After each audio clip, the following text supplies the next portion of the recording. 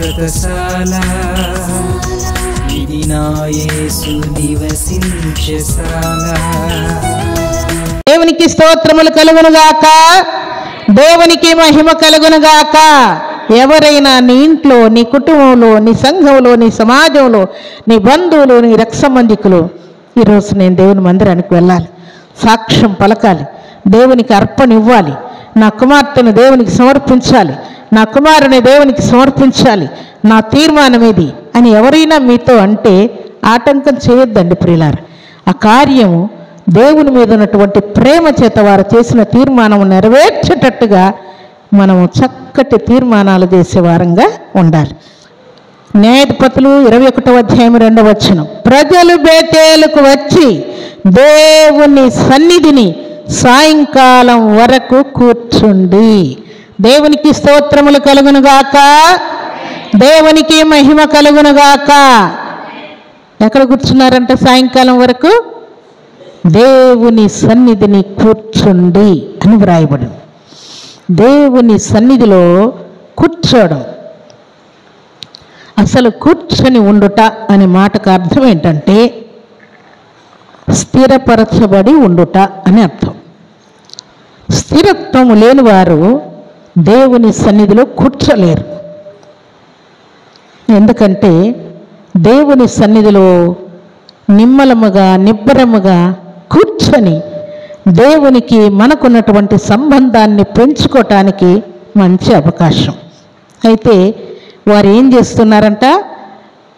ఈ సంగతి జ్ఞాపకం చేసుకొని ఆ కుమార్తెను 12 ముక్కలు నరికారని సంగతి విని దుఃఖం తట్టుకోలేక, దేవా అన్ని జనులు కూడా ఇలాంటి పనులు చేయరు కదా, అన్ని పేరు పెట్టబడినటువంటి బెన్యామీనీయులు ఇలాంటి పనులు చేశారు కదా అని ఇశ్రాయేలులందరూ కూడా దుఃఖపడి ఏడ్చి ప్రార్థన చేస్తూ సాయంకాలం వరకు దేవుని సన్నిధిని కూర్చున్నారంట ప్రియులారా.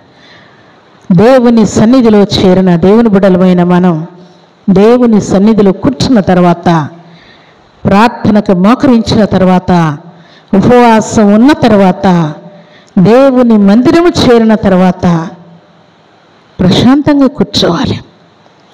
ఇక నీ మనసుకు కలత కలగకూడదు, ఇక నీ మనసు గందరగోళం కాకూడదు. దేవుని సన్నిధిలో వారు ఏం చేశారంట?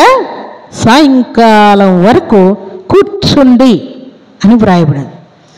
దేవుని సన్నిధిలో చేరిన దేవుని బిడ్డలమైన మనం కూర్చోడానికి ఇష్టపడేవారం ఉండాలి.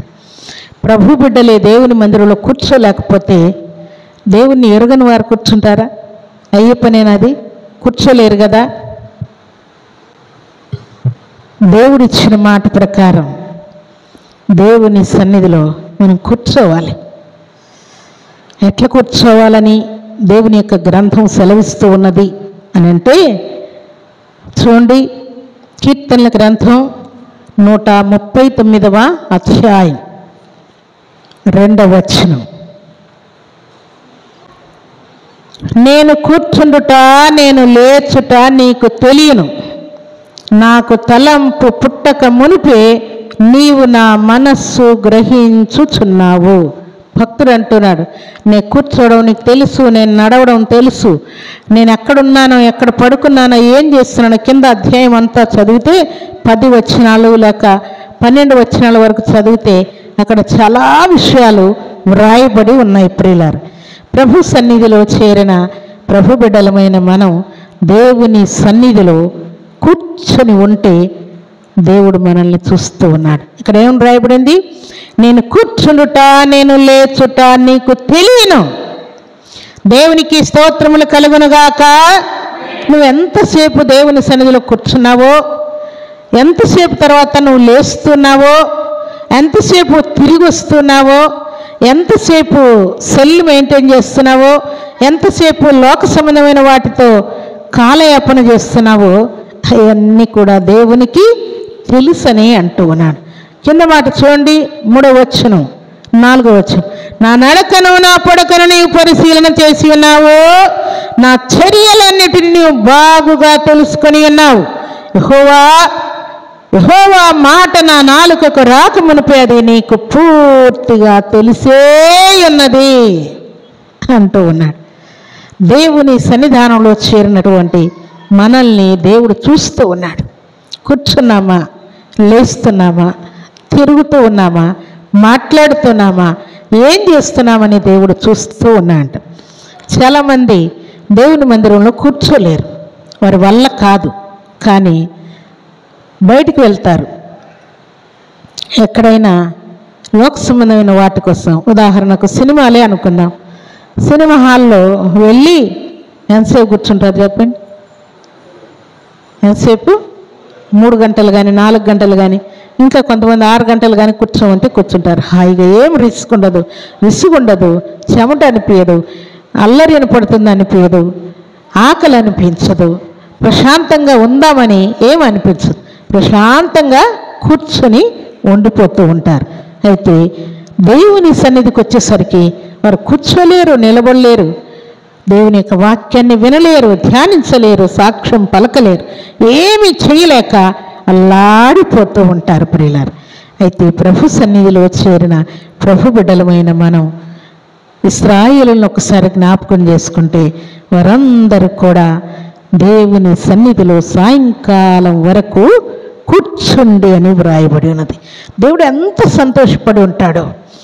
వారు సాయంకాలం వరకు నిమ్మలముగా నిబ్బరముగా మనస్సు నిలుపుకొని దేవుని సన్నిధిలో కూర్చున్నప్పుడు దేవుడు ఎంత సంతోషపడి ఉంటాడో చూడండి ప్రియులారు. దానికి ఉదాహరణకు లూకా సువార్త 10వ అధ్యాయం పరిశుద్ధ గ్రంథంలో చదవండి. లూకా సువార్త 10వ అధ్యాయం 39వ వచనం చదువుతాను, వినండి. ఆమెకు మరియను సహోదరి ఉండెను. ఈమె యేసు పాదముల యొద్ద కూర్చుండి ఆయన బోధ వినుచుండెను. ఎక్కడ కూర్చుందంట? అందరూ మిగతా వారు ఏం చేస్తున్నారు చెప్పండి? మిగతా వారు ఏం చేస్తున్నారు? ఊర్లో వాళ్ళంతా ఊర్లో పనుల్లో ఉన్నారు. తన సహోదరి అయినటువంటి మరియా యేసయ్య పాదముల దగ్గర కూర్చొని యేసయ్య చెప్తున్నటువంటి బోధ వింటా ఉన్నది. మార్త ఏమో కుండల దగ్గర వండుతూ ఉన్నది. ఆమె వండుతూ ఉన్నది, మిగతా వారు ఎవరి పనుల్లో వారు ఉంటూ ఉన్నారు. మరియు మాత్రం యేసయ్య పాదముల దగ్గర కూర్చొని దేవుని యొక్క వాక్యాన్ని వింటా ఉందంట. దేవుని యొక్క వాక్యాన్ని వినుట, దేవుని యొక్క ప్రేమను తెలుసుకొనుట ప్రియులారు. దేవుడు మనల్ని ఎంత ప్రేమిస్తున్నాడో, దేవుడు ఏమై ఉన్నాడో తెలుసుకోవాలంటే లోకంలో ఏదైనా బుక్స్ కానీ ఇంకా ఏమైనా చదివితే దేవుని ప్రేమ అర్థం కాదు ప్రియులారా. ఇంకేమి చేసినా దేవుని యొక్క ప్రేమ మనకు అర్థం కాదు. దేవుని యొక్క వాక్యములోని దేవుని యొక్క ప్రేమ మన మీద ఎంత ఉందో, మనల్ని ఎంత ప్రేమిస్తున్నాడో, మనము కూడా దేవుణ్ణి ఎంత ప్రేమించాలో క్లియర్గా తెలుసుకోవాలంటే దేవుని యొక్క వాక్యంలోనే ఈ మాటలు వ్రాయబడి.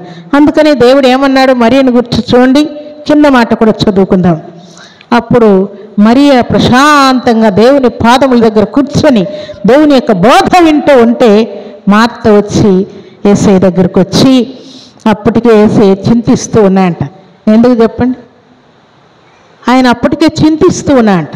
ఎందుకంటే అయ్యో మరియ నిబ్బరముగా నెమ్మదిగా నిమ్మలంగా మా బోధ వింటున్న దగ్గర కూర్చొని ఉంది, మా అత్తకి సంగతులు అర్థం కావట్లేదే, నా బోధ వినకుండా అనవసరమైన వాటి కోసం పరిగెత్తుతూ ఉంది అని దేవుడు అప్పటికే దుఃఖపడుతూ ఉన్నాడు.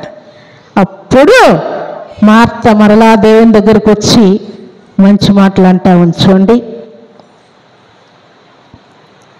40వ వచనం. మార్త విస్తారమైన పని పెట్టుకొనుట చేత తొందరపడి ఆయన యొద్దకు వచ్చి, ప్రభువా, నేను ఒంటరిగా పని చేయుటకు నా సహోదరి నన్ను విడిచిపెట్టినందున నీకు చింత లేదా? దేవుని చింతేమో మార్త నా దగ్గరికి రావట్లేదు, నా మాట వినట్లేదు, నా బోధ వినట్లేదు, ప్రార్థన చేయట్లేదు, నా సంగతులు నేర్చుకోవట్లేదు, నా ప్రేమను గుర్తించడం లేదని దేవుడు దుఃఖపడుతూ ఉంటే మరలా దేవుని దగ్గరకు వచ్చి ఏమంటా ఉంది? ప్రభువా, నా సహోదరి నన్ను ఒంటరిగా విడిచిపెట్టి పని అంతా నా మీద వేసేసి నీ దగ్గర కూర్చుంటే కొంచెమైనా నా గురించి నీకు చింత లేదా అని మరలా యేసయ్యని ఎదురు ప్రశ్నలు అడుగుతా ఉంది. అప్పటికే దేవుడు ఏం చేస్తున్నాడు చెప్పండి? దేవుడు ఆల్రెడీ చింతిస్తున్నాడు. ఎవరి కోసం? మా అత్తమ్మ నా పాదముల దగ్గర కూర్చొని నా బోధ వినడం లేదని దేవుడు దుఃఖపడుతూ ఉంటే ఈమె మరలా రివర్సు దేవుణ్ణి అడుగుతూ ఉన్నది. దేవుని సన్నిధిలో చేరినటువంటి దేవుని బిడ్డలమైన మనమందరం కూడా దేవుని బోధ వినటానికి కూర్చోవాలని దేవుడు కోరుకుంటూ ఉన్నాడు. అందుకని దేవుడు సూటిగా మార్తకు చక్కని మాట సెలవిస్తాడు. కింద మాటల్లో ఉంటాయి. మార్త విస్తారమైన పని పెట్టుకొని నువ్వు తొందరపడుతూ ఉన్నావు, కానీ మరియ ఉత్తమమైన దానిని ఏర్పరచుకొనెను అని చెప్తూ ఉన్నాడు దేవుడు. ఏది అవసరమో దానిని మరియ ఏర్పరచుకున్నది. అది ఆమె యొద్ద నుండి ఎవరు కూడా తీసివేయలేరు.